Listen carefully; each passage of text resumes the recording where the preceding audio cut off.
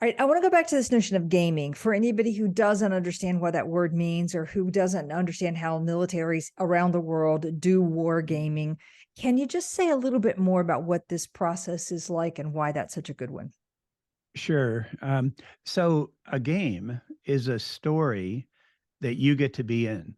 Hmm. So it's still a story, Hmm. or like a scenario, but you get to actually be in it.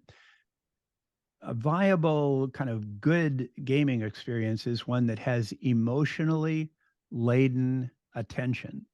So it really keeps you focused and it's loaded with emotion.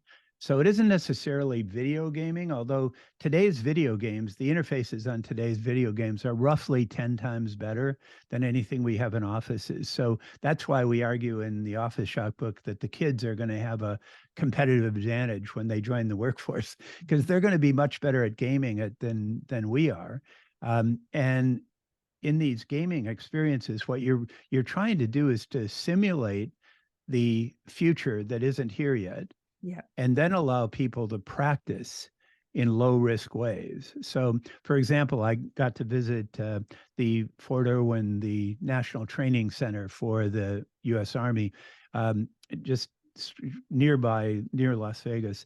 It's in the Mojave Desert, and it's I came to think of it as the world's largest video gaming parlor. It's Hmm. about the size of the state of Rhode Island, and it has real tanks and real helicopters and real Afghan actors or whoever it is you're preparing for actors. And they play games for 2 weeks, 24 hours a day. Many people are killed without having to die, without having to die. That's very powerful learning. So, what you're being taught is to thrive in a world that's actually harder than real warfare. That's their calibration.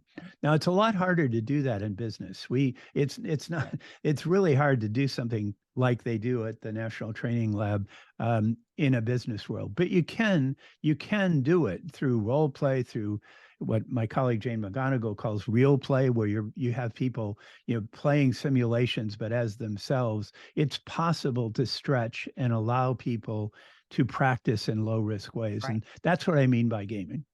Well, we see this methodologies that I use regular are simulations where, sometimes Mhm. there's a computer that goes with it that you make a Right. decision and then there's a consequence of that Sure. decision and you get and win points and lose points and, that's part of the Sure. simulation.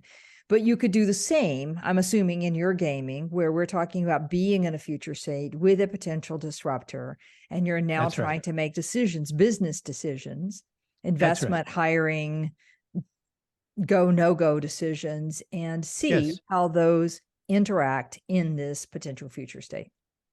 Yes.